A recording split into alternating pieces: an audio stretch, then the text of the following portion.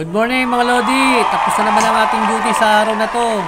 Uwian na naman tayo, thanks God. At tatapos natin ang duty natin na wala namang problema. So bibihis muna tayo mga Lodi bago tayo muwi. Dito nga pala mga Lodi ang aming locker. So dito tayo magbibihis. Dito natin iiwan yung ating mga gamit, yung ating uniforme, ang ating mga parapernalyas, basta lahat ng ating ginagamit sa pag-duty mga Lodi, dito natin iiwan. Ito yung araw-araw na routine natin Lodi, pagkatapos at pagpasok natin sa trabaho. Ito ang araw-araw naming routine ng mga Jaguar mga Lodi, pagkatapos ng trabaho at bago pumasok ng trabaho. So kayo mga Lodi, ano ba ang araw-araw yung routine pagka kayo nagtatrabaho? So paki-comment nyo dyan mga Lodi sa baba kung ano yung routine sa araw-araw. So kami ganito mga Lodi ang aming routine sa araw-araw na trabaho namin. Shout out dyan sa aking mga kapwa security guard mga Lodi. So, alam ko yung iba sa inyo tapos na rin sa duty, yung iba papasok pa lang. So ingat-ingat lang tayo mga buddy sa ating pagpasok at pagganap sa ating mga tungkulin bilang isang security guard. So yun lang mga Lodi. Ulit ko, shout out sa inyong lahat. So ito na mga Lodi, malapit na tayong makatapos magbihis. So isuot na natin yung ating mga pangmalupitang mga gamit gaya ng sombrero, yan, para protekta sa init. Siyempre, wag natin kakalimutan yung mga gamit natin na wag maiwan. Yan, isa-isa na natin mga Lodi yung ating mga gamit ay pasok sa ating bag para mamaya, yan din ang dadali natin pagpasok natin ulit sa trabaho. Napakasarap sa pakiramdam kapag natapos mo yung duty mo ng maayos at nagampanan mo ng maayos yung tungkulin bilang isang security guard. Uuwi ka ng maayos at talagang wala kang iniisip na iba. So yun mga Lodi, ginamit na natin yung ating pangmalakasan na sunglass. Siyempre mainit, kaya kailangan natin ng protection sa mata dahil puyat tayo. So yun, chinik muna natin yung ating sunglass kung okay. So yun na mga Lodi, ayos na. Ready to go home na tayo mga Lodi. So check lang muna tayo kung talagang okay na ang ating pormahan. Siyempre kailangan maayos naman ang ating forma bago tayo muwi. So paikot-ikot mo si Lodi, baka mahilo ka dyan Lodi. So yun mga Lods, ready to go home na naman tayo. Tapos na ang duty natin. So pauwi na tayo. Baka hindi ko na ipakita yung pagbabike ko Lodi at sobrang init. Mahirap mag-vlog sa daanan. So kita-kita naman tayo sa bahay mga Lodi. Yan ating malupitan sunglass. Yan yung ating bike, legendary bike. So sakita tayo sa bahay mga Lodi. So arangkada na kami ni legendary bike mga Lodi. At para hindi naman tayo abuti ng masyado ng malakas na init, so kahit na may protection tayo sa mata pero mainit pa rin, kaya kailangan makauwi na tayo.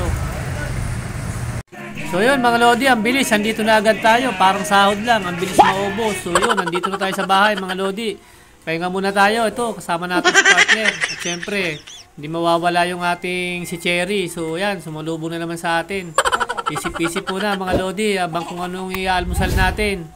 So yun mga Lodi, pogi-pogi muna tayo. Yun, yan si Cherry mga Lodi oh. Yan ang araw-araw na sumasalubong sa atin. At yan, lalambing na naman siya kasi alam na kung anong dapat gawin. Magpapalabas na naman yan mga Lodi kasi tuwing uwi ako, ganyan talaga Lodi ang routine namin ni Cherry.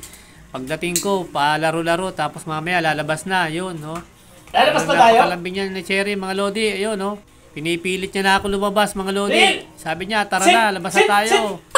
Kaso, papahinga pa ako ng konti, mga Lodi. Siyempre, pagod sa pagpadyak, mga Lodi.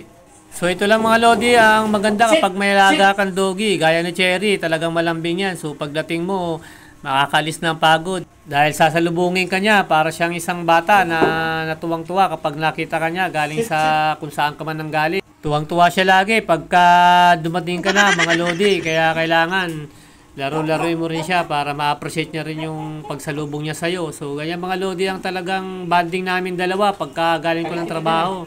Siyempre ganyan, kakargahin ko muna habang naglalambing siya mga Lodi. Yan o.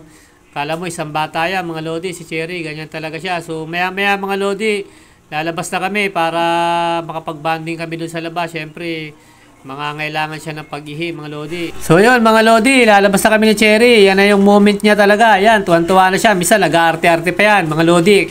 Yan o, yun, hinihila niya na ako palabas mga Lodi. So yun, dito muna kami sa labas mga Lodi. Magpapaihi muna tayo, tsaka magpapadumi, yun. Pero magdadala tayo ng plastic Lodi, kaya ganyan mga Lodi, pagka kayo may lagang aso, kailangan ready kayo sa mga ganyang bagay. Kailangan yung kalat niya, kailangan damputin nyo para walang magalit sa inyo mga Lodi. So yun dito sa eskinita namin Lodi, yan. May bata dyan Lodi na talagang pants na pants ko yan mga Lodi, yan oh. Yan, gusto nyo rin sumama sa vlog ko, kaya pasama-sama rin siya. So shoutout dyan kay Rosan mga Lodi. Yan, isa sa mga fans natin dito sa looban mga Lodi. Talagang supporting natin yan mga Lodi. Yan oh, yun, sumayaw-sayaw pa siya mga Lodi. So doon na kami tatawid sa kabila mga Lodi kasi marami sasakyan, kailangan sa gilid lang kami. So yung plastic Oreo Lodi, naka-ready na yan para pagka dumumi siya, dadamputin natin para hindi tayo mapagalitan ng mga sweeper dito. Kaya mga Lodi, basta kami na cherry. Almusal na tayo. Pandesal at saka spaghetti. Siyempre. Ayan.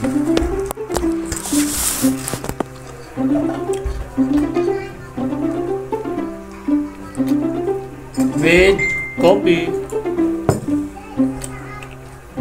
Bayaman natin.